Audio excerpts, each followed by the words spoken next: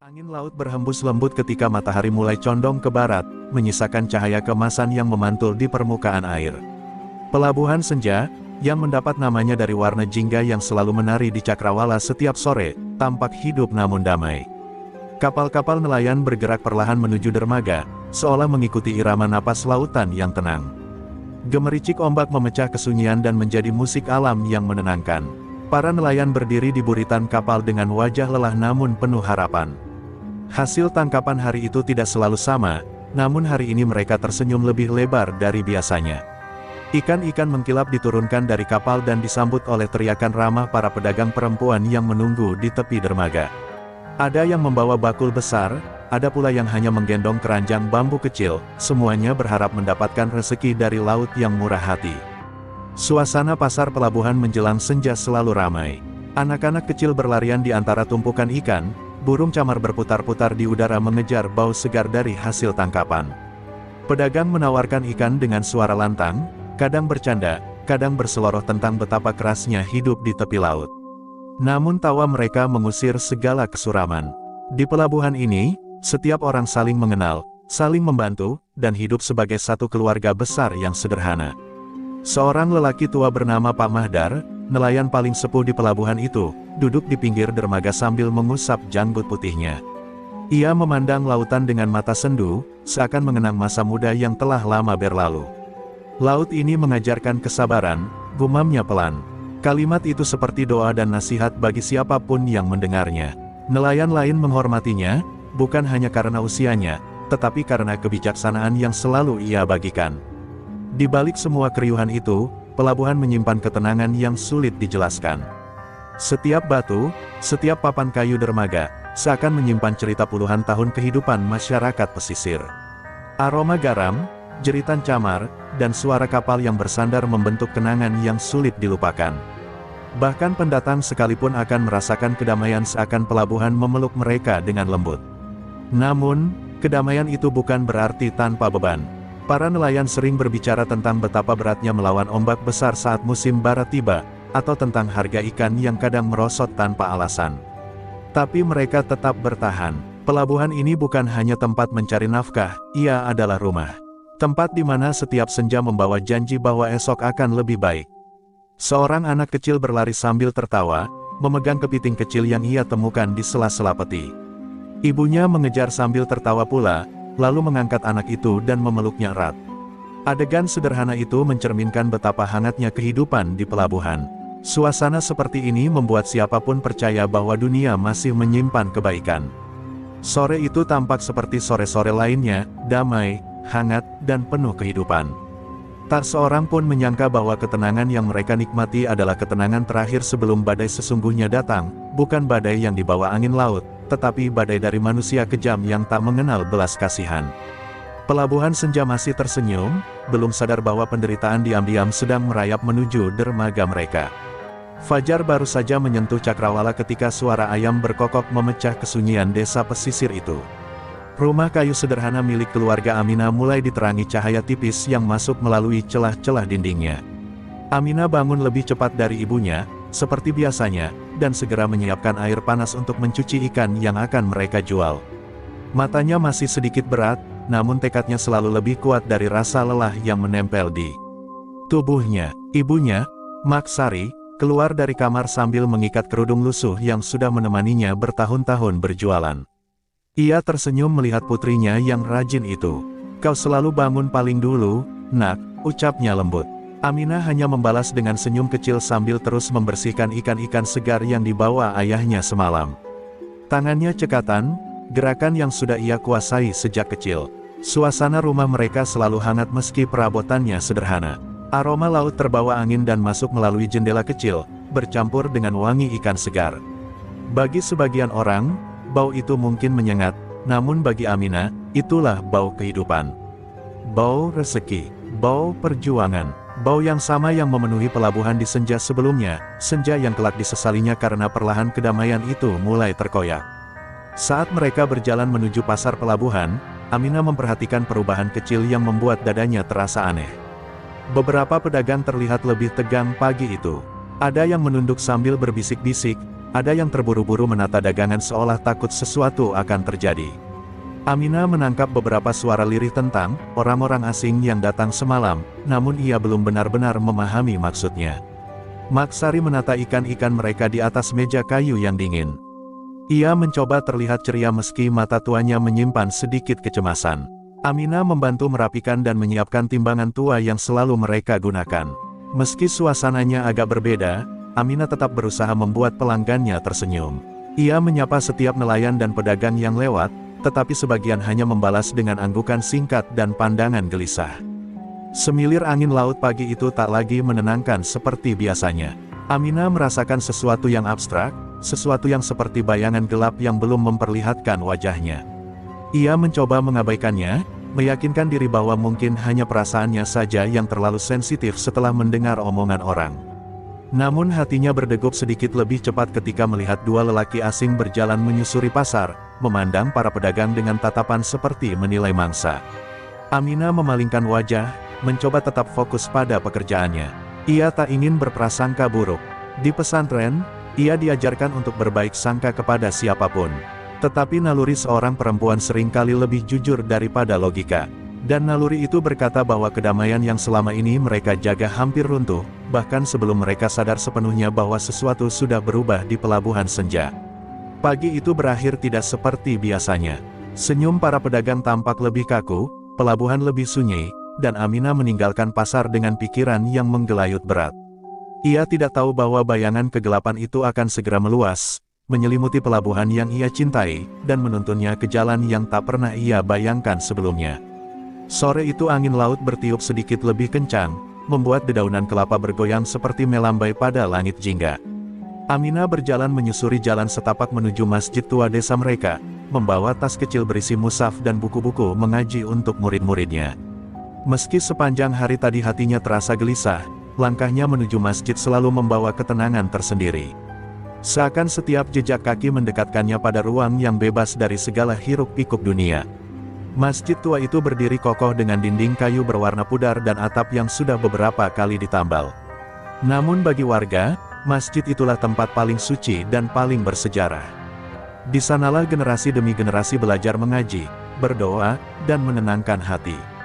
Ketika Aminah masuk, aroma kayu tua bercampur wangi karpet sederhana menyambutnya dengan hangat, seperti pelukan lembut untuk meredakan keresahan yang ia simpan sejak pagi. Anak-anak sudah menunggu di teras masjid. Beberapa duduk sambil tertawa kecil, sementara yang lain memegang ikra dengan antusias. Aminah tersenyum melihat mereka. Senyum itu tulus, namun terselip sedikit kelelahan yang sulit ia sembunyikan. "Assalamualaikum, Ustazah Aminah," seru mereka serempak. Aminah membalas salam dan meminta mereka duduk melingkar seperti biasa. Suaranya lembut, tapi tegas, memancarkan wibawa seorang guru muda yang disayangi murid-muridnya. Pelajaran dimulai dengan bacaan surah-surah pendek. Suara kanak-kanak yang cadel namun penuh semangat memenuhi ruangan kecil itu, membuat suasana menjadi damai, seakan seluruh kekhawatiran dunia terkunci di luar dinding masjid. Namun setiap beberapa menit, Aminah tak bisa menahan diri untuk melirik ke pintu, mengingat dua lelaki asing yang ia lihat di pasar tadi. Ada sesuatu yang terus mengganggu pikirannya. Di sela-sela mengajar, Aminah teringat pembicaraan para pedagang pagi tadi, bisik-bisik yang tak jelas namun cukup untuk membuat jantungnya berdebar. Ia akhirnya memutuskan bertanya pada salah satu muridnya, seorang bocah laki-laki bernama Ijal, anak dari pedagang ikan. "Ijal, tadi ibumu terlihat gelisah di pasar.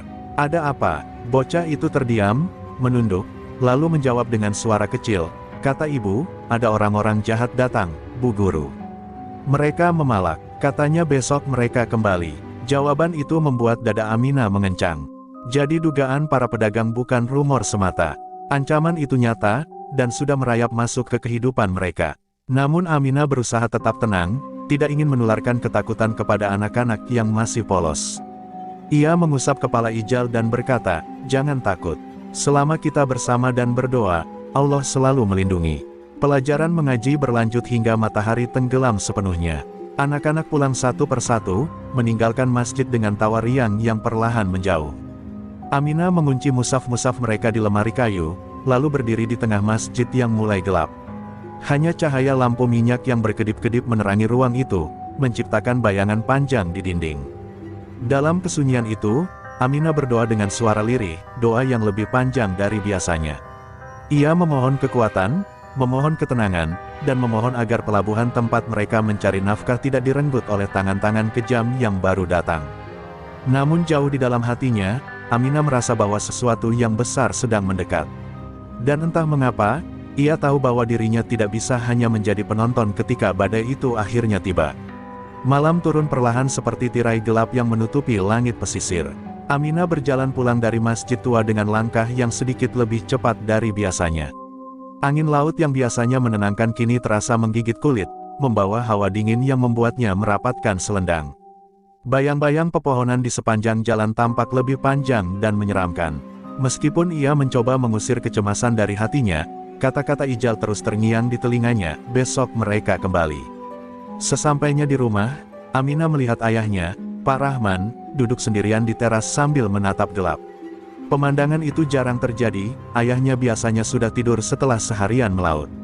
Ada sesuatu yang tampak berat di wajahnya. Ketika Aminah mendekat, lelaki itu hanya melirik singkat dan akhirnya berkata dengan suara serak, "Min, ada yang harus ayah ceritakan." Aminah duduk di sebelahnya, jantungnya berdetak lebih cepat. Pak Rahman menarik napas panjang, lalu menceritakan apa yang terjadi pada beberapa nelayan sore tadi. Sekelompok orang asing datang ke pelabuhan, meminta uang, keamanan, kepada para nelayan dengan nada ancaman. Beberapa dipukul ketika mencoba melawan. Bahkan Pak Mahdar, lelaki tua yang dihormati semua orang, didorong dan dihina. Mereka bukan orang sini, dan mereka tak terlihat seperti seseorang yang datang untuk berdagang, ujar ayahnya, menahan emosi. Aminah merasa tubuhnya merinding. Cerita itu sejalan dengan apa yang ia lihat di pasar, tatapan dingin dua lelaki asing yang tampak mengamati setiap sudut pelabuhan. Kini semuanya terhubung. Pelabuhan yang selalu damai itu sedang diincar oleh tangan-tangan gelap yang hendak memeras kekayaan rakyat kecil. "Apakah sudah ada yang melapor?" tanya Aminah dengan suara tegang. Ayahnya hanya menggeleng. "Kami takut, Nak. Orang-orang itu bukan preman biasa." Di ruang kecil rumah mereka, Maksari menangis lirih setelah mendengar cerita itu. Ia khawatir esok hari preman-preman itu akan menghampiri dagangan mereka dan memaksa membayar setoran. Aminah memeluk ibunya, mencoba memberi ketenangan, meski hatinya sendiri penuh badai. Rasanya seperti seluruh dunia yang ia kenal mulai retak sedikit demi sedikit, ditusuk oleh rasa takut yang tak pernah mereka bayangkan sebelumnya. Setelah menenangkan ibunya, Aminah masuk ke kamarnya. Di tengah kamar yang sempit dan bercahaya remang, ia duduk di lantai dan menatap musyafnya. Namun pikirannya tidak tenang. Setiap kali ia menutup mata, ia melihat wajah-wajah sedih para pedagang, mendengar suara Ijal yang ketakutan, dan merasakan tatapan hidung belang para preman yang kini mengintai pelabuhan mereka. Hatinya mencelup pada perasaan yang sulit ia jelaskan, campuran takut, marah, dan tekad yang mulai bangkit. Di luar, suara ombak memecah malam seperti bisikan bahwa sesuatu sedang berubah. Aminah akhirnya memejamkan mata dan berdoa lagi, lebih khusyuk dari sebelumnya. Ia tidak tahu bagaimana menghadapi ancaman itu, tetapi jauh di dalam dirinya, ada secerca keyakinan bahwa ia tidak boleh hanya diam.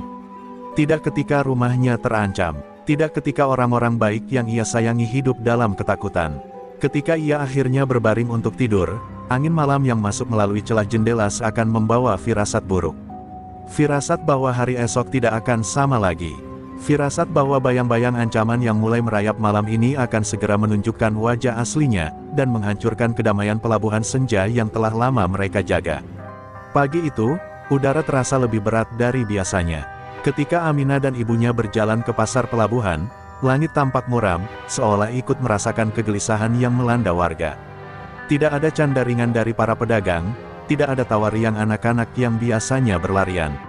Semua wajah tampak tegang dan mata-mata mereka penuh waspada. Setiap orang seperti sedang menunggu sesuatu yang buruk akan terjadi. Maksari menata ikan di meja kayu dengan tangan sedikit gemetar.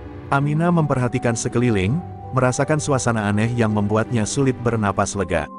Warga yang biasanya penuh semangat kini berbicara dengan suara pelan, bergerak terburu-buru, dan selalu melirik ke ujung pasar. Aminah tahu mereka tidak hanya menunggu pembeli, mereka sedang menunggu para preman itu datang lagi.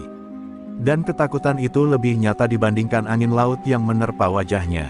Tidak lama kemudian, suara sepatu berat menghentak lantai kayu pasar. Orang-orang serentak terdiam. Dari sudut jalan pelabuhan, muncul 4 lelaki bertubuh besar, wajah mereka keras dan dingin seperti batu karang. Mereka berjalan tanpa bicara, hanya saling memberi isyarat dengan pandangan. Mata mereka menyapu setiap sudut pasar, seolah mengukur nilai setiap pedagang seperti benda yang bisa diperas kapan saja. Lelaki paling besar, yang tampaknya pemimpin mereka, berhenti di tengah pasar, menepuk-nepuk tangan seperti seorang raja yang hendak memulai perintah. "Baiklah," katanya keras, suaranya menggema. "Sesuai kesepakatan baru, tiap pedagang bayar uang keamanan. Ini demi kenyamanan kalian juga." Kata-katanya terdengar, seolah ia memberi kebaikan, padahal nada ancamannya lebih jelas daripada cahaya matahari yang turun di pelabuhan. Para pedagang saling berpandangan dengan ketakutan. Beberapa menunduk dalam-dalam, beberapa langsung merogoh saku dengan tangan gemetar.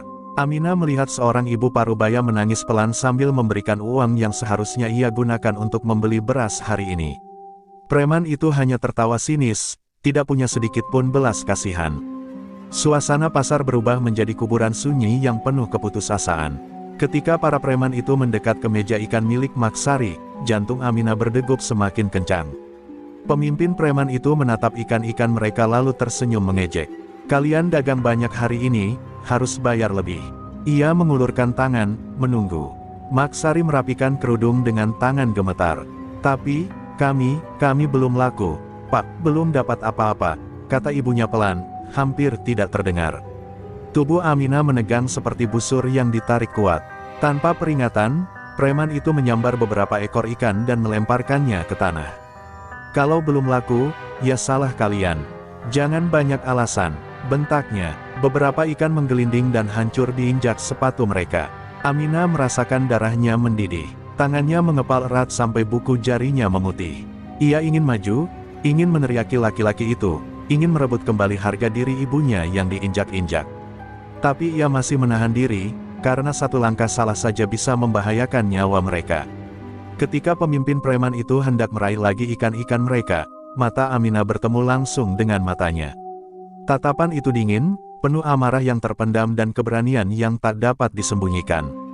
Preman itu berhenti sesaat, heran melihat seorang gadis muda berani menatapnya tanpa gentar. Namun ia malah tertawa kecil, seolah tidak menganggap Aminah lebih dari seekor anak kucing yang mencoba menantang anjing besar. "Apa kau mau bilang sesuatu, gadis kecil?" tanyanya dengan nada menghina. Di dalam hati Aminah, sesuatu mulai terbakar, dan api itu tidak akan mudah padam. Maksari tidak sanggup membalas tatapan penuh ancaman preman itu. Ia hanya menunduk, kedua tangannya bergetar hebat saat mencoba mengambil beberapa lembar uang dari kantong kecil di balik kerudungnya. Uang itu seharusnya digunakan untuk kebutuhan makan 3 hari ke depan, namun kini terpaksa dipersembahkan sebagai upeti kepada laki-laki kasar yang berdiri di hadapan mereka. Aminah melihat ibunya yang gemetar itu, dan hatinya serasa diremas. Ada rasa sakit yang sulit ia jelaskan, campuran antara kasihan, marah, dan putus asa. Namun ketika Maksari menyerahkan uang itu dengan tangan yang bergetar, pemimpin preman itu hanya mengerutkan dahi. "Segini," katanya meremehkan. Ia menepuk-nepuk uang itu dengan ujung jarinya seperti memegang sampah. "Ini bahkan tidak cukup untuk membayar rokok saya." Ia lalu meraih keranjang ikan mereka dan bersiap mengambil lebih banyak untuk mengganti kekurangan. Maksari langsung memohon sambil meraih tangannya, "Jangan, Pak, itu semua yang kami punya." Tangan kasar itu langsung menepis tangan tua Maksari hingga tubuhnya terhuyung mundur. Beberapa ikan jatuh dari keranjang, menggelinding di atas lantai kayu, basah oleh air asin. Pedagang lain hanya bisa menatap dengan wajah takut, mereka ingin membantu, namun terlalu takut untuk ikut menjadi korban. Suasana pasar mendadak membeku, yang terdengar hanya suara ombak jauh dan napas gugup para pedagang yang tak berani menoleh. Aminah tak bisa tinggal diam lagi. Ia melangkah maju, kedua matanya kini menyala oleh kemarahan yang selama ini ia coba tahan. "Cukup," ucapnya lantang, tanpa sadar suaranya menggema lebih keras dari yang ia niatkan. Para pedagang terkejut, beberapa menutup mulut mereka, khawatir gadis itu akan menjadi sasaran berikutnya. Pemimpin preman itu menoleh perlahan, menatap Aminah dari ujung kaki hingga ujung kepala dengan tatapan menghina. "Oh, jadi kau benar-benar ingin bicara, ya?" ujarnya dengan senyum yang membuat darah mendidih. Ia mendekat, terlalu dekat, membuat Aminah mencium bau alkohol dan keringat yang menusuk. Namun langkahnya tidak surut. Dalam dirinya ada sesuatu yang mulai bangkit, keberanian yang lahir dari cinta pada ibunya, pada pelabuhan ini, dan pada seluruh orang baik yang sedang diinjak-injak. "Kembalikan ikan itu," kata Aminah, suaranya gemetar namun tegas. "Dan jangan sentuh ibu saya lagi." Tawa keras pecah dari mulut para preman itu. Beberapa menepuk-nepuk bahu satu sama lain, seolah sedang menyaksikan pertunjukan lucu. "Dengar itu," kata salah satu dari mereka. "Anak pesantren mau jadi pahlawan." Pemimpin preman itu menyeringai, lalu dengan sengaja menginjak salah satu ikan yang jatuh ke lantai hingga hancur. "Bagaimana kalau saya justru mengambil semuanya?" Hah. Maksari menangis sambil memeluk lengan Aminah, berusaha menarik putrinya menjauh. "Jangan, nak, jangan lawan mereka, mereka berbahaya," bisikan ibunya mengguncang hati Aminah, tetapi ia tidak bisa lagi mundur. Tidak setelah melihat bagaimana ibunya diperlakukan. Tidak setelah melihat bagaimana pelabuhan ini dirampas dari ketenangan yang selama puluhan tahun mereka jaga. Ketegangan itu memuncak ketika pemimpin preman meraih keranjang ikan mereka sekali lagi. Tetapi sebelum tangannya menyentuhnya, Aminah memegang pergelangan tangannya dengan cepat. Gerakannya spontan, lahir dari naluri melindungi. Semua orang di pasar ternganga. Pemimpin preman itu membeku sejenak, tidak percaya bahwa seorang gadis kecil berani menyentuhnya. Lalu matanya menghitam oleh amarah. "Kau sudah membuat kesalahan besar, sangat besar," katanya, nadanya seperti predator yang baru menemukan alasan untuk menyerang. Dan dengan itu, nasib pelabuhan mulai berubah. Setelah insiden mencekam di pasar pelabuhan pagi itu, kabar tentang keberanian Aminah menyebar cepat seperti angin laut yang membawa aroma badai. Semua pedagang dan nelayan membicarakannya dengan suara pelan, seolah takut preman-preman itu mendengar nama gadis itu disebut. Aminah sendiri berjalan pulang dengan langkah panjang, bukan karena ingin dielu-elukan, tetapi karena hatinya masih dipenuhi kemarahan dan ketakutan yang bertarung dalam satu tubuh. Di rumah, Maksari hanya bisa menangis sambil memeluk putrinya, bangga sekaligus takut atas apa yang mungkin terjadi setelah ini. Sore harinya, setelah nelayan selesai menurunkan jaring-jaring terakhir, mereka berkumpul di balai kecil dekat pelabuhan, tempat yang biasanya digunakan untuk rapat desa atau acara syukuran. Tapi kali ini suasananya jauh berbeda. Tidak ada tawa, tidak ada percikan semangat. Hanya wajah-wajah kelelahan dengan gurat-gurat kecemasan. Di tengah balai, Pak Rahman berdiri, menatap satu persatu tetangganya, mencoba memulai pembicaraan yang selama ini mereka hindari. "Kita tak bisa begini terus," kata Pak Rahman dengan suara serak. "Kalau kita biarkan, mereka akan mengambil pelabuhan kita sedikit demi sedikit." Semua orang mengangguk pelan, tapi tidak ada satupun yang berani mengangkat suara. Beberapa menunduk dalam-dalam, seakan ketakutan itu membungkus tubuh mereka seperti kabut tebal. Seorang nelayan muda bahkan menatap kakinya sendiri, takut membayangkan apa yang akan terjadi jika mereka melawan preman-preman itu. Pak Mahdar, yang biasanya penuh kebijaksanaan, tampak lebih rapuh dari biasanya. Luka memar di lengannya masih terlihat jelas sejak ia didorong kemarin. "Aku sudah hidup cukup lama untuk tahu satu hal," katanya pelan, suaranya serak bagai ombak yang kehilangan tenaga. "Ketika orang jahat dibiarkan berkuasa, mereka tidak akan pernah berhenti." Kata-kata lelaki tua itu membuat semua yang hadir menundukkan kepala. Mereka tahu itu benar, tapi mereka juga tahu mereka bukan petarung. Mereka nelayan, bukan prajurit. Aminah yang berdiri di sudut ruangan mendengarkan semua itu sambil menekan perasaannya. Ia ingin berbicara, ingin menawarkan keberaniannya, tapi ia juga tahu bahwa suaranya mungkin tidak akan didengar. Dunia orang dewasa berbeda, lebih rumit, lebih penuh pertimbangan. Namun ketika para nelayan mulai menyalahkan diri masing-masing dan merasa tak punya pilihan, Aminah tiba-tiba melangkah maju. Semua kepala menoleh padanya, terkejut melihat seorang gadis muda berada di tengah diskusi berat seperti ini. "Kalau kita diam, mereka akan semakin berani," ujar Aminah, suaranya tegas namun penuh luka. Suara itu memenuhi ruangan seperti cahaya yang menerobos atap bocor. "Ibu saya tadi dipaksa menyerahkan uang makan kami. Ikan kami diinjak-injak. Kalian semua diperlakukan seperti budak di pelabuhan yang kita bangun bersama. Apakah kita mau anak-anak kita hidup dalam ketakutan?" Suasana balai langsung hening. Tidak ada yang menjawab, tapi mata-mata mereka mulai berubah, dari ketakutan menjadi sedikit keberanian yang hampir padam. Seorang nelayan muda berdiri, menggenggam topinya erat. Tapi kita tidak punya kekuatan, Min, kita hanya orang biasa. Aminah menatapnya tajam, lalu berkata, kekuatan bukan hanya soal otot. Kekuatan adalah ketika kita berdiri bersama. Mereka memang kuat, tapi bukan berarti kita harus menyerah sebelum mencoba. Kata-katanya membuat beberapa orang mengangguk pelan, seolah api kecil mulai menyala di dalam hati mereka. Musyawarah itu tidak menghasilkan keputusan besar, tapi sesuatu mulai berubah. Warga mulai sadar bahwa mereka tidak bisa lagi hanya menunggu nasib baik datang seperti ombak tenang yang selalu mereka harapkan. Mereka harus mulai bersiap, mulai berani, mulai bersatu. Dan meski mereka belum menyadarinya sepenuhnya, seorang gadis bernama Aminah telah menjadi percikan awal dari keberanian itu, percikan yang kelak akan meledak menjadi kobaran api besar. Ketika musyawarah selesai dan malam turun perlahan, Aminah keluar balai sambil menatap pelabuhan yang mulai tenggelam dalam kegelapan. Angin laut menerpa wajahnya, membawa kesunyian yang berat. Ia tahu ancaman itu belum selesai. Bahkan baru saja dimulai. Namun dalam hatinya, sebuah tekad mulai mengeras, apapun yang terjadi. Ia tidak akan membiarkan pelabuhan ini jatuh ke tangan orang-orang yang tak punya sedikit pun kasih sayang. Badai sudah mendekat, dan ia siap menghadapinya. Malam itu, Aminah berjalan pulang melewati jalan setapak yang menghubungkan balai desa dan pelabuhan. Cahaya bulan memantul di permukaan laut, namun kecantikan malam tidak mampu menenangkan hatinya. Bayangan-bayangan gelap di sepanjang dermaga membuatnya merasa seperti sedang diawasi. Setiap langkah yang ia ambil terdengar terlalu keras, seolah malam menegur keberaniannya. Angin laut yang biasanya menenangkan kini terasa membawa isyarat buruk. Aminah tahu, setelah kejadian di pasar tadi, para preman itu tidak akan tinggal diam. Saat tiba di rumah, ia melihat Maksari duduk di teras sambil menggenggam tasbih. Wajah ibunya pucat, matanya tampak bengkak karena terlalu banyak memikirkan kemungkinan terburuk. Begitu melihat Aminah, Maksari langsung memeluknya erat. Kau harus berhati-hati, nak, suara ibunya bergetar, seakan di setiap kata ada ketakutan yang bersembunyi.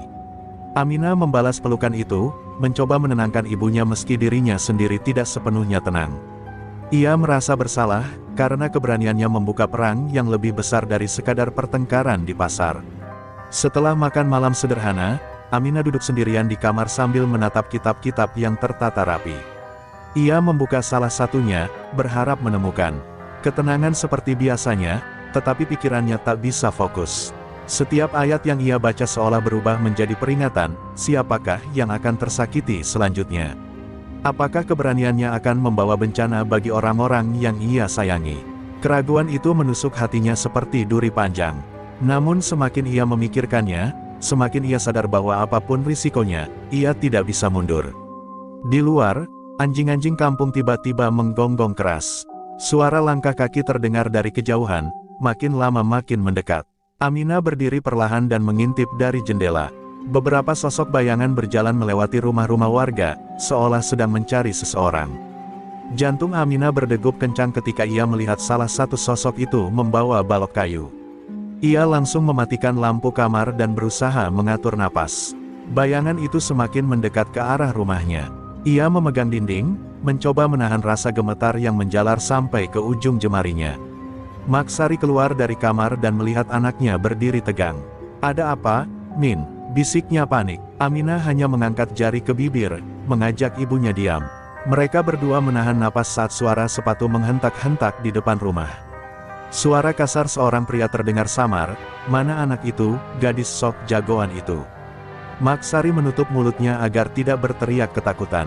Aminah merasakan amarah dan ketakutan bercampur menjadi satu, namun ia menahan diri agar tidak membuat suara sekecil apapun. Beberapa menit yang terasa seperti berjam-jam berlalu. Sosok-sosok itu akhirnya berjalan menjauh, namun ancaman yang mereka tinggalkan menggantung di udara seperti kabut pekat. Aminah dan ibunya baru berani bernapas lega setelah suara langkah kaki itu benar-benar hilang. Namun ketenangan itu hanya semu. Aminah tahu, ini hanyalah permulaan. Para preman itu kini secara terang-terangan mencarinya. Mereka ingin membuat contoh dari dirinya, membungkam keberanian yang ia tunjukkan pagi tadi. Malam itu, Aminah tidak bisa tidur. Ia duduk di dekat jendela, memandangi bintang-bintang yang tertutup awan tipis. Di kejauhan, Terdengar deru ombak yang menghantam batu karang. Biasanya suara itu menenangkan, tetapi kali ini terasa seperti peringatan bahwa badai besar sedang bergerak mendekat. Aminah menggenggam ujung selendangnya erat-erat, merasakan dorongan kuat dalam hatinya. Jika ia diam sekarang, maka seluruh desa akan jatuh dalam ketakutan selamanya. Ia tak boleh mundur, bahkan meskipun nyawanya sendiri menjadi taruhannya. Ketika fajar akhirnya muncul, Aminah berdiri dengan tekad baru. Ia tahu ancaman itu nyata. Ia tahu para preman bisa datang kapan saja. Tapi ia juga tahu satu hal, seseorang harus berdiri di antara ketakutan dan orang-orang yang ia sayangi. Dengan hati yang mantap dan mata yang menyala, Aminah tahu perjuangan sebenarnya baru saja dimulai. Pagi itu, pelabuhan terasa jauh lebih sunyi dari biasanya. Para nelayan bekerja dengan gerakan cepat namun penuh ketegangan, seolah setiap suara keras dapat memanggil bencana. Aminah dan Maksari tiba di pasar lebih awal dari biasanya, membawa 2 bakul ikan yang masih segar. Namun berbeda dari hari-hari sebelumnya, hampir tak ada pedagang yang berani menyapa. Mereka hanya menatap Aminah dengan mata penuh kekhawatiran, seakan memohon gadis itu tetap berhati-hati. Suasana itu membuat Aminah semakin sadar bahwa ancaman malam tadi bukan sekadar gertakan. Saat matahari mulai naik, Pak Rahman datang menghampiri Aminah dengan langkah buru-buru. Wajahnya terlihat lebih tegang daripada biasanya, seperti baru saja mendengar kabar buruk. "Min, mereka menghubungi beberapa nelayan tadi subuh," katanya pelan. "Preman-preman itu bilang, kalau sampai melihatmu di pelabuhan hari ini, mereka tidak akan ragu melakukan apapun." Aminah terdiam. Ia menghela napas panjang, bukan karena takut, tapi karena ia tahu hal ini tidak bisa lagi dibiarkan berlarut.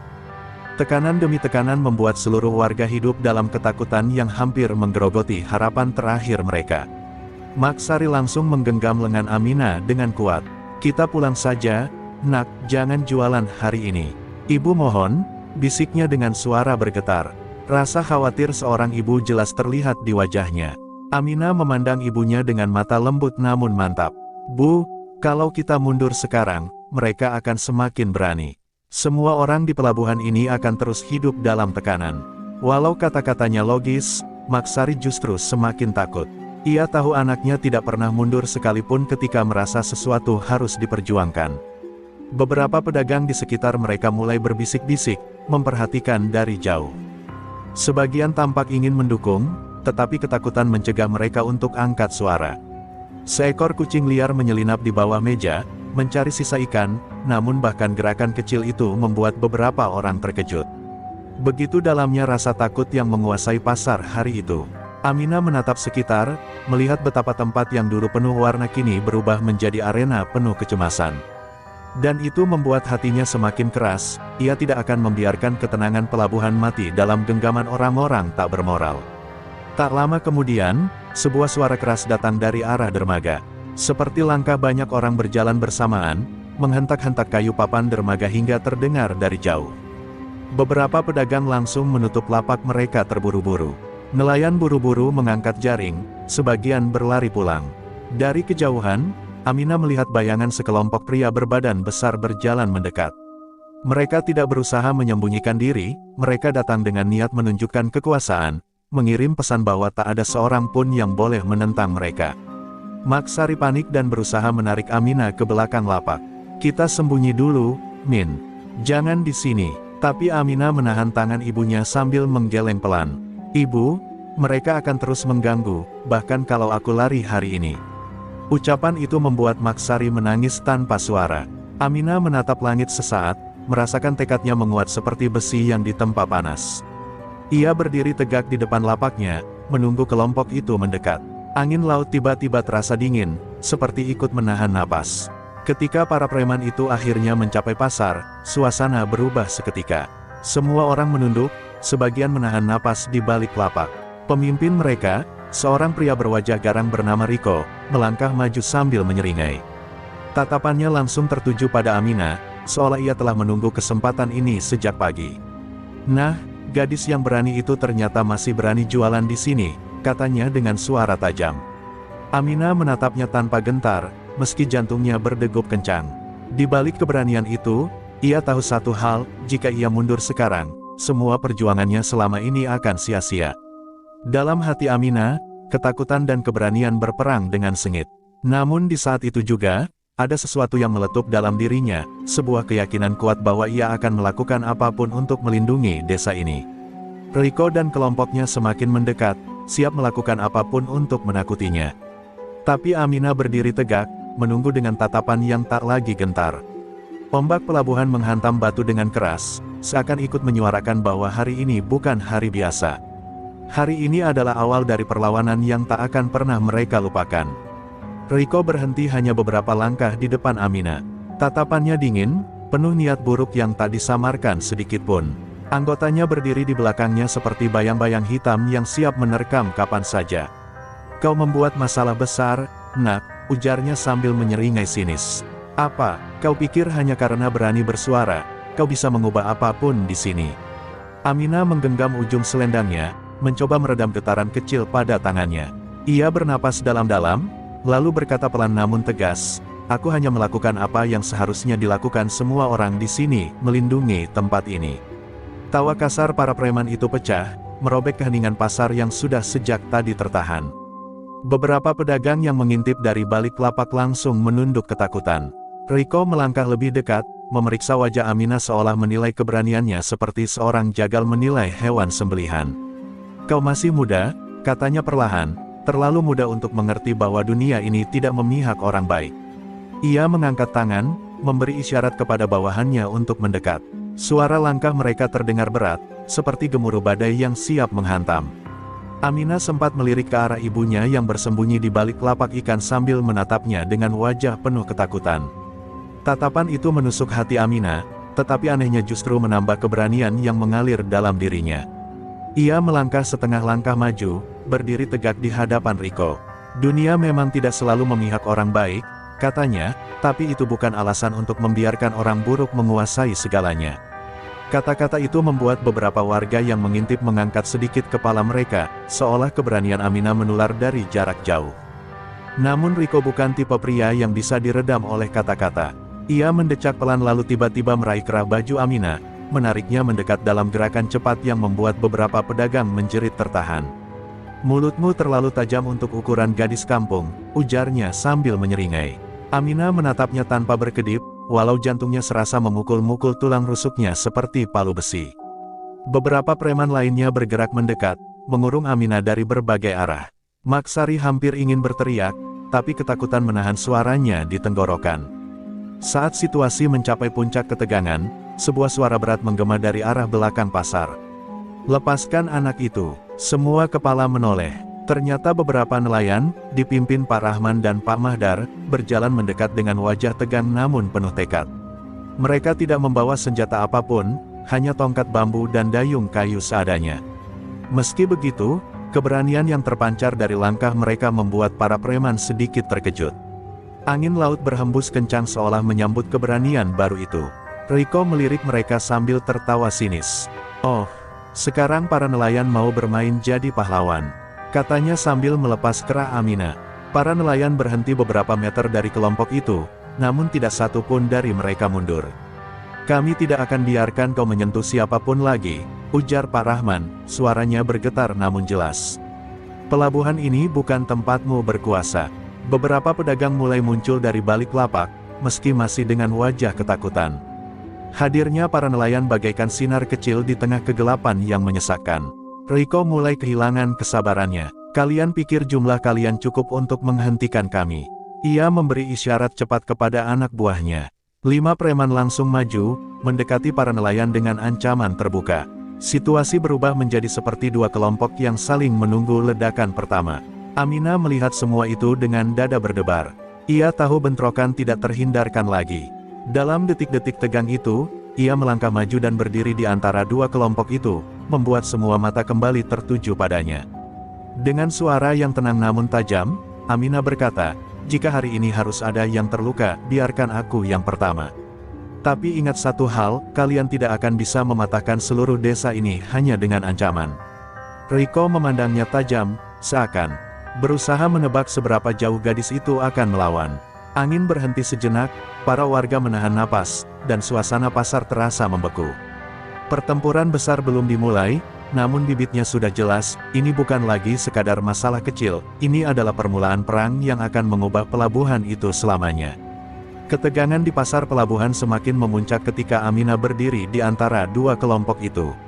Semua orang menahan napas, takut suara sekecil apapun bisa memicu kekerasan besar. Riko memandang Aminah dengan tatapan semakin gelap, lalu menoleh kepada anak buahnya dengan ekspresi penuh amarah.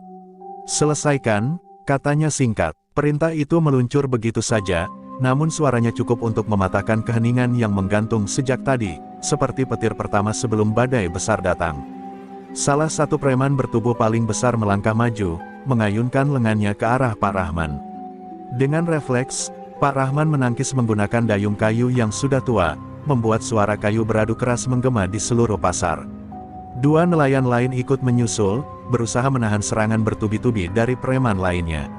Suasana yang tadinya sunyi berubah menjadi kacau dalam hitungan detik, teriakan, suara benda jatuh, dan langkah-langkah panik memenuhi udara seperti gelombang tak terkendali. Aminah tersentak melihat para nelayan berjuang dengan kekuatan seadanya. Ia ingin membantu, namun Maksari memeluk pinggangnya dari belakang sambil berteriak lirih, "Jangan, Aminah. Ini bukan tugasmu, kau bisa terluka." Tapi Aminah hanya menatap ibunya dengan air mata yang hampir jatuh. "Bu, kalau aku diam sekarang, semuanya sia-sia," balasnya. Dengan cepat ia melepaskan pelukan ibunya dan berlari ke arah kericuhan. Warga yang melihat itu langsung terkejut, sebagian memekik, sebagian hanya bisa menutup wajah dan memohon dalam hati agar gadis itu tidak celaka. Riko melihat Aminah bergerak dan langsung berlari mengejarnya. Namun Aminah lebih cepat. Ia mengambil serok ikan panjang dari salah satu lapak dan mengayunkannya ke arah seorang preman yang hendak memukul Pak Mahdar. Serokan itu menghantam tangan pria itu dengan cukup kuat hingga ia melepaskan balok kayunya sambil menjerit. Nelayan lain memanfaatkan momen itu untuk menahan pria tersebut, membuatnya tersungkur. Semua orang terdiam sesaat, terkejut melihat seorang gadis desa mampu melakukan hal itu tanpa ragu sedikitpun. Namun keberanian Aminah justru membuat Riko semakin murka. Dengan langkah cepat ia mendekat, mendorong tubuhnya sendiri melewati kerumunan. "Kau berani menyentuh anak buahku?" teriaknya sambil mengangkat tangannya siap memukul. Aminah tahu pukulan itu akan sangat menyakitkan jika mengenai dirinya, namun ia tidak bergeming. Tepat ketika tangan Riko melayang ke arahnya, Pak Rahman tiba-tiba menahan pukulan itu dengan dayung, membuat Riko terdorong beberapa langkah mundur. "Jangan sentuh dia," seru Pak Rahman dengan suara penuh keberanian yang tak pernah ia tunjukkan sebelumnya. Riko menatap para nelayan dengan mata merah penuh kebencian. "Kalian benar-benar ingin mati hari ini," katanya dengan nada rendah namun mengancam. Beberapa preman lain yang sempat terdesak mulai berkumpul kembali, membentuk barisan. Melihat hal itu, para nelayan juga maju beberapa langkah, meski napas mereka terengah-engah dan tangan gemetar. Warga sekitar hanya bisa menonton dari kejauhan, ada yang menangis, ada yang memeluk anaknya, ada yang memohon dalam hati agar pertarungan itu tidak memakan korban. Aminah berdiri di antara mereka, tubuhnya bergetar namun matanya tetap tajam. Ia menyadari satu hal, pertempuran ini tidak bisa dimenangkan hanya dengan keberanian spontan. Mereka perlu lebih dari sekadar dorongan hati, mereka membutuhkan strategi, ketenangan, dan kesatuan. Tapi situasi sudah terlanjur kacau, dan tidak ada jalan kembali. Dengan suara yang nyaris pecah, Aminah berkata, "Kalau kalian terus memaksa, maka kami juga tidak akan berhenti." Kata-kata itu membuat banyak nelayan menatapnya dengan harapan baru, sementara para preman justru semakin marah. Gelombang angin laut menerjang pasar, membawa aroma asin yang berat. Riko melangkah maju lagi, dan kelompoknya ikut bergerak serempak. Para nelayan menggenggam tongkat dan dayung lebih erat, siap menghadapi apapun yang terjadi selanjutnya. Aminah di posisi depan, berdiri tanpa mundur. Dan ketika kedua kelompok itu bersiap untuk benturan yang lebih besar dari sebelumnya, semua orang tahu bahwa pertempuran hari ini hanya awal dari perjuangan panjang untuk merebut kembali pelabuhan yang hampir diambil paksa. Benturan besar akhirnya pecah ketika salah satu preman menerjang maju dengan balok kayu terangkat tinggi. Para nelayan langsung memblokir serangan itu dengan tongkat bambu, suara benturan keras menggema hingga ke sepanjang dermaga. Pasar yang biasanya penuh suara tawar-menawar berubah menjadi panggung pertempuran liar. Pasir yang beterbangan, ikan-ikan yang tumpah dari lapak, dan jeritan ketakutan bercampur menjadi satu, membuat suasana terasa seperti badai ganas yang menghantam tanpa ampun. Amina berusaha menahan satu preman yang mendekat dengan serok panjang, tapi kekuatan pria itu jauh lebih besar. Seroknya terhempas ke samping, membuat Amina hampir terjatuh. Namun refleksnya bekerja cepat, ia menendang lutut pria itu, membuatnya goyah. Nelayan lain langsung memanfaatkan celah itu dengan memukul punggung pria tersebut menggunakan dayung. Preman itu pun jatuh tersungkur. Amina terengah-engah, tubuhnya gemetar, tetapi tatapan matanya tetap tajam, ia tidak akan berhenti sampai semua ini selesai. Rico, yang sedari tadi memperhatikan dari kejauhan, melompat masuk ke tengah kekacauan dengan wajah penuh amarah. Ia menendang ikan-ikan yang berserakan dan mendorong siapapun yang menghalanginya. "Kalian pikir kalian bisa menang?" teriaknya sambil melayangkan pukulan keras ke arah Pak Mahdar. Lelaki tua itu terpelanting ke belakang dan terjatuh keras di atas pasir. Amina menjerit, "Pak Mahdar!" Namun sebelum ia sempat mendekat, dua preman menghadangnya dengan postur intimidatif. Melihat seorang tetua seperti Pak Mahdar jatuh, semangat para nelayan hampir runtuh. Beberapa dari mereka mulai mundur setengah langkah, ketakutan menyeruak lagi seperti gelombang dingin yang menyeret kaki mereka. Namun Pak Rahman maju ke depan dengan wajah yang tak lagi ragu. Ia memukul salah satu preman dengan kekuatan penuh, membuat pria itu mundur beberapa langkah. "Jangan mundur," teriaknya lantang. "Kalau kita menyerah sekarang, kita akan hidup dalam ketakutan selamanya." Amina akhirnya berhasil menerobos kerumunan dan berlutut di sisi Pak Mahdar. Lelaki tua itu batuk keras sambil memegang perutnya yang memar. Jangan khawatirkan aku, Min," katanya dengan suara lemah. "Teruskan, jangan biarkan mereka mengambil pelabuhan ini." Air mata Amina menetes tanpa ia sadari. Mendengar kata-kata itu membuat hatinya membara, seolah segala ketakutan dalam dirinya berubah menjadi kemarahan yang murni. Bangkit lagi dengan tekad baru, Amina mengambil tongkat yang tergeletak dan berdiri tegak di hadapan dua preman. Mereka tertawa meremehkan, menganggapnya hanya gadis kecil tanpa kekuatan. Namun Amina melangkah maju tanpa gentar. "Kalian sudah terlalu jauh," katanya dengan suara rendah. Preman pertama menyerang duluan, tetapi Amina menghindar cepat dan memukul pergelangan tangannya, membuat pria itu menjerit. Preman kedua maju, namun Amina menangkis serangannya dengan ketegasan tak terduga. Para warga yang menonton dari kejauhan terkejut, mereka belum pernah melihat keberanian seperti itu dari seorang gadis. Desa, pertempuran semakin sengit. Darah pertama akhirnya tercurah ketika salah satu preman terpukul keras oleh dayung nelayan dan jatuh dengan luka di keningnya. Semua orang terkejut, termasuk para nelayan sendiri. Mereka tidak berniat melukai siapapun sejauh itu. Namun keadaan sudah tak bisa ditarik kembali, pertarungan ini bukan lagi sekadar dorong-dorongan. Kedua belah pihak sadar bahwa batasannya sudah dilampaui, dan mereka tidak punya pilihan selain terus maju. Rico yang melihat anak buahnya jatuh semakin mengamuk. "Cukup," teriaknya dengan suara menggelegar. Ia mulai bergerak ke arah Amina, wajahnya memerah penuh kebencian. Para nelayan mencoba menghalanginya, namun kekuatan Rico seperti badai yang tak tertahan. Ia mendorong dua nelayan sekaligus, membuat mereka jatuh terseret di atas pasir. Amina kini berdiri langsung di jalur Rico, tanpa tempat lagi untuk mundur. Angin laut berhenti sejenak, seolah ikut menyaksikan momen itu. Dan di titik itulah, Amina menyadari satu hal, pertarungan ini belum mencapai puncaknya, bahkan ini baru permulaan dari badai sesungguhnya. Rico melangkah maju dengan langkah berat dan penuh amukan, butir pasir berloncatan di bawah telapak kakinya yang menghentak keras. Tatapannya terkunci pada Amina seperti seekor predator yang baru saja kehilangan kesabarannya. Amina menggenggam tongkat bambunya semakin erat, kedua tangannya bergetar, bukan karena takut, tapi karena tubuhnya dipenuhi adrenalin yang menjerit dalam aliran darahnya. Di sekeliling mereka, pertempuran mereda secara perlahan, semua orang, nelayan maupun preman, berhenti seolah tahu bahwa konflik utama kini berpindah ke dua sosok ini. "Beraninya kau melawan aku, gadis kecil." Suara Rico dalam dan penuh ejekan. Namun Amina tidak mundur, tak sedetik pun. Napasnya berat, dadanya naik turun cepat, tetapi sorot matanya menyala seperti bara api yang baru ditiup angin. "Aku bukan melawanmu, Rico," balasnya tegas. "Aku melindungi milik kami." Kalimat itu membuat bibir Rico meliuk dalam senyum sinis yang menyakitkan. Ia mengangkat tangannya, memberi sinyal kepada para preman lain agar tidak ikut campur. Mereka mematuhi, mundur sambil menahan luka dan ragu. Rico menyerang duluan, gerakannya cepat dan brutal. Aminah menghindar pada detik terakhir, tongkatnya mengayun untuk menangkis pukulan lanjutan. Suara benturan keras membuat beberapa nelayan menutup mulut mereka, takut Aminah akan terlempar.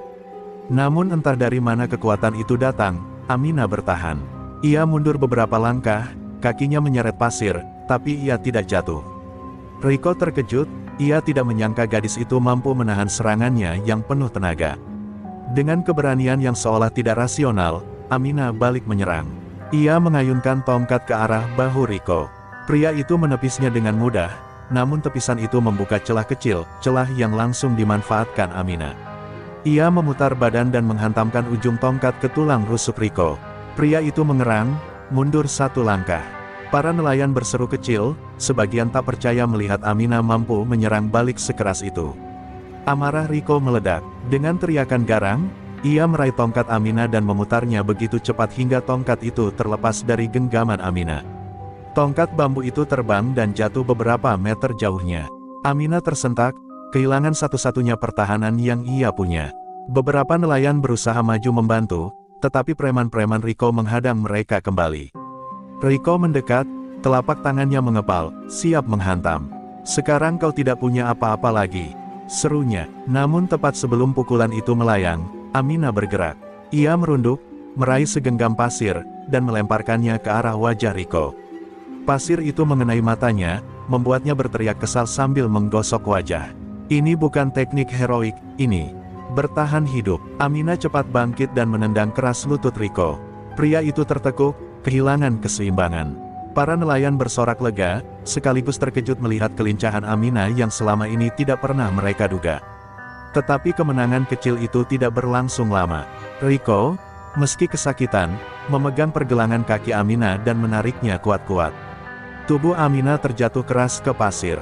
Napasnya tersengal, pandangannya sempat berputar. Ia mencoba bangun, tapi Riko sudah berdiri lagi, meski matanya masih memerah oleh pasir.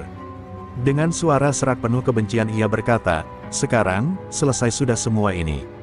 Ia mengangkat balok kayu yang tadi tergeletak di sampingnya. Sebelum balok itu menghantam Aminah, sebuah suara keras menggelegar dari arah belakang. "Stop!" Suara itu begitu lantang dan memerintah, sampai-sampai semua orang, nelayan, preman, bahkan Riko sendiri, membeku. Aminah mengangkat kepalanya, melihat sosok yang berdiri di ujung dermaga dengan nafas terburu-buru, wajah penuh tekad, dan tubuh menggigil karena marah. Itu adalah orang yang tak ada seorang pun duga akan kembali saat itu, seseorang yang selama ini hilang dalam diam. Sosok itu melangkah maju, dan bayangan panjangnya menyapu pelabuhan yang berlumur kekacauan.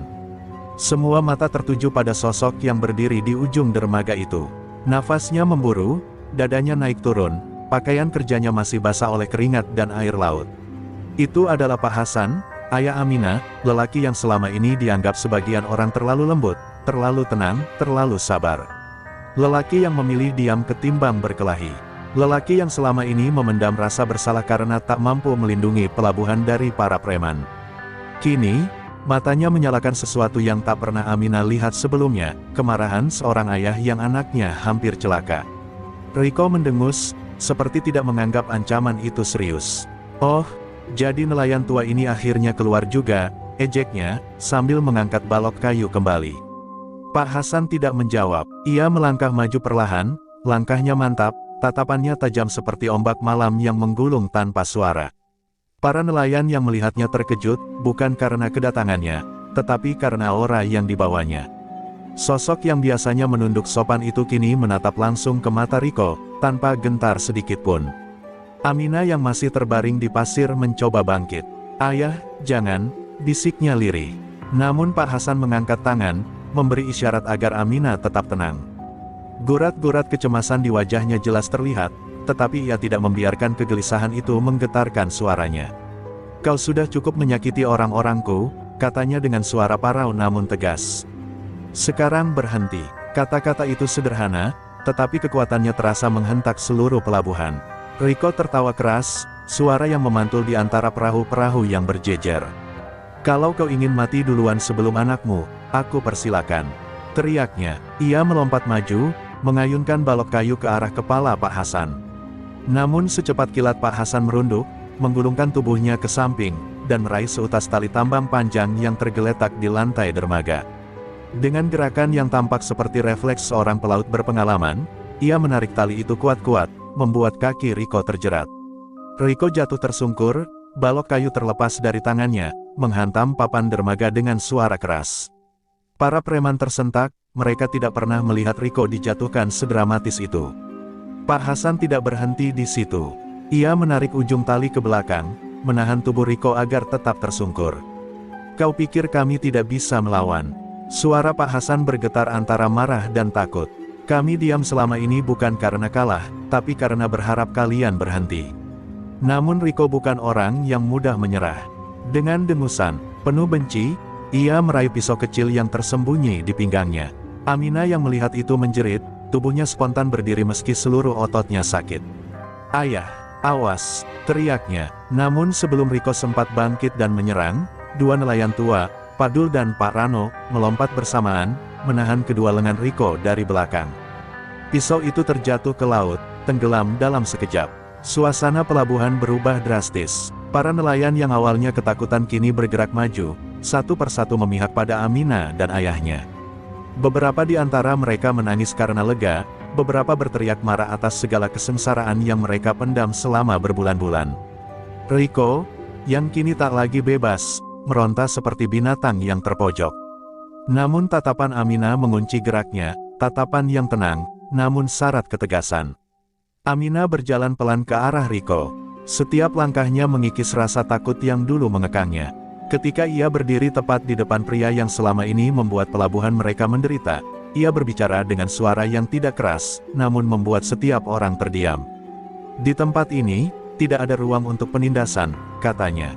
"Mulai hari ini, pelabuhan ini kembali milik kami.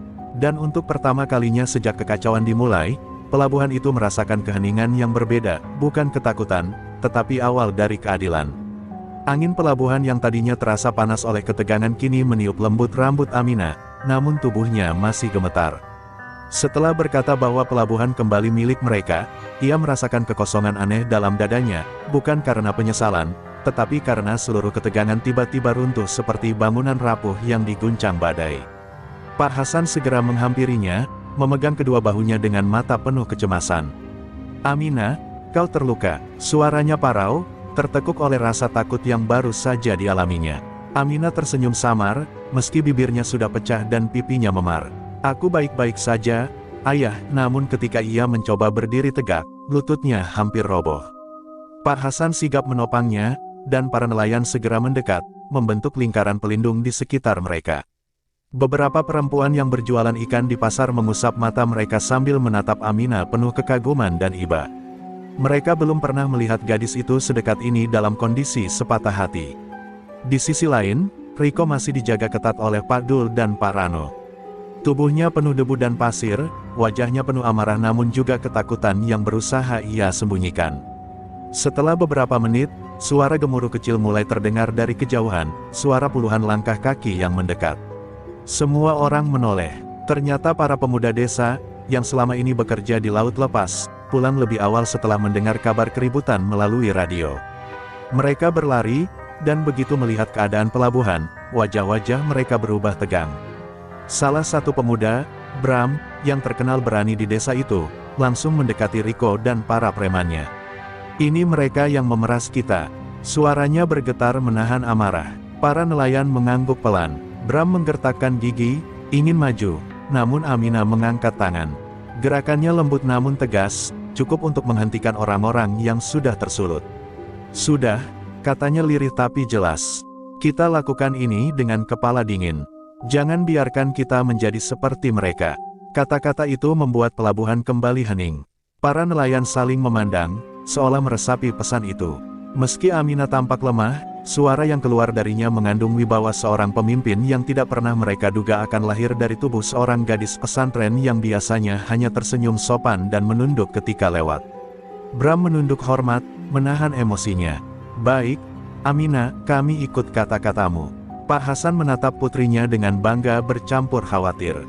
Dalam sekejap, ia seperti menyadari bahwa Aminah kini bukan lagi gadis kecil yang setiap sore membaca Quran di masjid tua.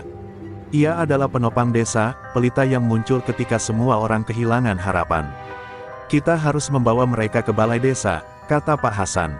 Biarkan kepala desa yang memutuskan hukuman mereka. Semua orang mengangguk setuju. Namun sebelum mereka bergerak, salah satu preman Riko tiba-tiba berteriak, "Kalian pikir semua ini selesai? Bos besar akan datang. Dia takkan biarkan kalian hidup tenang." Suara itu membuat banyak orang tercekat, termasuk Aminah. Kata "bos besar" itu menggantung di udara seperti awan gelap yang mengancam badai berikutnya. Riko tersenyum bengis, meski tubuhnya dipapah. "Kalian hanya menang sebagian, perang ini belum selesai." Aminah menatap mereka dengan tatapan yang berubah, lebih tenang, lebih dingin, lebih siap. Ia menarik napas dalam-dalam, merasakan perih di dadanya namun menegakkan punggungnya dengan susah payah. "Kalau memang dia akan datang," katanya pelan tapi menusuk, "maka kami akan menunggu. Kami tidak akan lari lagi." Kata-kata itu membuat seluruh pelabuhan kembali bergetar, bukan karena ketakutan, melainkan karena lahirnya keberanian baru di hati setiap orang. Sore berubah menjadi senja saat para nelayan dan pemuda desa mulai mengumpulkan para preman untuk dibawa ke balai desa. Udara pelabuhan yang biasanya dipenuhi aroma ikan dan garam laut kini bercampur dengan rasa cemas yang menggantung seperti awan kelabu. Aminah berjalan perlahan di samping ayahnya, tubuhnya masih lemah, tetapi sorot matanya tetap tajam. Setiap langkahnya terasa berat, namun ia menolak diangkat atau dipapah. "Aku masih bisa berjalan," katanya meski suaranya bergetar. Di sepanjang jalan menuju balai desa, orang-orang keluar dari rumah mereka, melihat kerumunan yang membawa para preman dengan tali terikat. Wajah mereka campur aduk, lega, terkejut, dan takut. Beberapa ibu-ibu menangis karena akhirnya bisa melihat ketidakadilan itu dihentikan, sementara yang lain menatap Aminah seolah tak percaya gadis yang mengajarkan anak-anak mereka mengaji itu mampu berdiri melawan para penindas. Aminah menahan rasa sakit di tubuhnya, tetapi hatinya terasa hangat oleh dukungan yang mulai tumbuh. Sesampainya di balai desa, kepala desa, Pak Leman, langsung keluar dengan wajah pucat. Ia terdiam lama melihat kondisi para preman, tetapi keterkejutannya semakin besar ketika melihat keadaan Aminah. "Astagfirullah, Aminah, kamu, siapa yang melakukan ini?" tanya Pak Leman tergagap. Riko hendak membuka mulut untuk melontarkan ancaman, tetapi dua pemuda buru-buru membekapnya. Pak Hasan maju, menceritakan kejadian di pelabuhan dengan suara tenang namun penuh tekanan yang membuat kepala desa menelan ludah. Ketika kisah itu selesai, Pak Leman memijat wajahnya dengan kedua tangan, jelas bingung dan takut. "Ini masalah besar, sangat besar," katanya pelan. "Kalau benar bos besar mereka akan datang, desa ini tidak akan aman." Beberapa nelayan mulai gelisah, saling berbisik seakan bayangan ancaman itu sudah merayap ke arah mereka saat ini juga. Suasana balai desa berubah tegang, bahkan udara terasa lebih dingin. Tiba-tiba seseorang dari belakang berkata, "Lalu apa yang harus kita lakukan?" "Menunggu dibantai." Aminah mengangkat kepala, meski wajahnya memar. "Kita tidak bisa mundur," katanya tegas. "Kalau kita biarkan mereka datang tanpa persiapan, kita yang celaka. Tapi kalau kita bersatu, kita bisa melindungi desa ini." Kata-katanya membuat semua orang terdiam. Aminah berbicara bukan dengan suara keras, tetapi dengan ketegasan yang sulit dibantah. Meski tubuhnya masih terluka, wibawa dan keberaniannya seakan menguatkan hati setiap orang yang mendengarnya. Pak Hasan mengangguk, "Kita bisa mengatur ronda malam. Semua pemuda dan lelaki dewasa ikut menjaga desa. Para perempuan menyiapkan bantuan, menerangi jalan-jalan, dan mengurus yang terluka." Saran itu disambut anggukan setuju dari sebagian besar penduduk. Perlahan, ketakutan yang mengekang mereka berubah menjadi tekad, keras, kasar, namun nyata. Namun tetap saja, kecemasan itu tidak hilang sepenuhnya. Ancaman, bos besar, masih menggantung seperti pedang di atas kepala mereka. Riko yang wajahnya penuh debu tiba-tiba tertawa kecil, lirih namun tajam. "Kalian pikir ronda bisa menghentikan dia?" katanya dengan nada mengejek. "Bos kami bukan orang biasa. Dia punya orang di kota, punya uang, punya senjata. Ketika dia datang, desa kalian akan menyesal sudah menyentuh kami." Kata-kata itu membuat sebagian warga menelan ludah, rasa takut mereka kembali merayap. Bahkan Pak Leman tampak goyah, seperti kehilangan pijakan. Namun Aminah melangkah mendekat, menatap Riko tepat di mata. Wajahnya yang terluka tampak lebih tegar dibanding wajah laki-laki bertubuh besar itu. "Biarkan dia datang, katanya dengan suara setenang laut saat fajar. Aku tidak takut, dan desa ini juga tidak akan takut lagi. Untuk pertama kalinya sejak menangkap para preman itu, Riko kehilangan kata-kata. Karena di mata Aminah, ia melihat sesuatu yang tidak pernah ia lawan sebelumnya, keberanian yang tidak bisa dibeli atau diancam. Malam itu, desa pesisir yang biasanya damai berubah menjadi wilayah yang dipenuhi bisikan ketakutan dan langkah-langkah gelisah. Lampu-lampu minyak dinyalakan lebih banyak dari biasanya, menerangi jalan setapak dari pelabuhan hingga balai desa. Para pemuda membawa bambu, kayu, hingga jaring berat sebagai senjata seadanya, sementara para lelaki dewasa menempati sudut-sudut strategis untuk berjaga. Aminah berdiri di depan masjid tua, tempat perlindungan utama jika keadaan memaksa. Wajahnya pucat, namun matanya tetap menyala oleh tekad yang tak tergoyahkan. Angin laut malam membawa suara ombak yang memukul bebatuan, seolah ikut memperingatkan bahwa sesuatu, atau seseorang, sedang mendekat. Dari kejauhan terdengar suara